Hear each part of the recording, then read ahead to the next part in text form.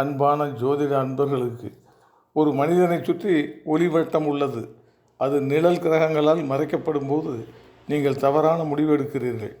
தவறானவர்களால் வழிநடத்தப்படுகிறீர்கள். உங்களுக்கு நீங்களே சிறை வைத்துக் கொள்ளும் வண்ணம் நடந்து கொள்கிறீர்கள். அந்த ஒளிவட்டத்தை மீட்க, இருளை போக்க, இறையருள் மிக்க ஞானிகளை சந்தியுங்கள். நிச்சயம் வாழ்வில் மாற்றம் ஏற்படும். இதற்கான சான்றுகள் நிறைய உள்ளது.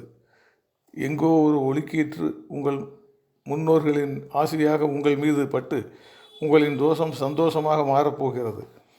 இதை உங்கள் குடும்ப ஜாதகங்களில் குருவின் கோபுராம்சத்தில் தெளிவாக காட்டும். அதை உணர்ந்து பயன்படுத்தி கொள்வது எப்படி? அந்த நல்ல சக்தி எங்கிருந்து வந்து வாழ்த்துகிறது? குலம் தழைக்க தெரிந்து கொள்ளுங்கள். கொழுப்பு அதிகமானால் அடைப்பு வரும். தீய கிரகங்களின் ஆதிக்கம் அதிகமானால் உங்களை சிறை வைத்துவிடும். அதற்கு நற்சக்திகளை அதிகரித்து கொள்ள உங்கள் கட்டத்திலே வாய்ப்பு இருக்கிறதா? கொஞ்சம் கொஞ்சமாக சூடேறும் தண்ணீரில் தவளை சுகமாக தூங்குகிறது போல் கொஞ்சம் கொஞ்சமாக கூட்டி சென்று சக்கர வியூகத்தில் மாட்டிவிடும். சிலருடைய ஜாதகம் ஒரு வழி பாதை தான். போட்ட முதலீடு திரும்ப வருவதே இல்லை.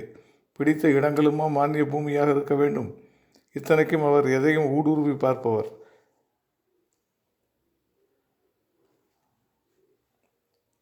இதில் குடும்பத்தில் ராசியானவர் பெயரில் முதலீடு செய்தால்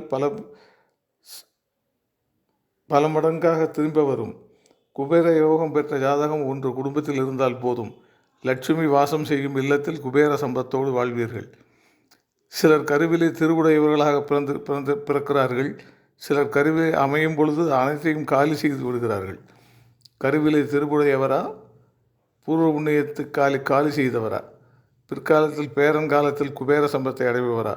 இது போன்ற கேள்விகளுக்கு விடை கிடைத்திருக்கிறது. மீதி அடுத்த வாரம்.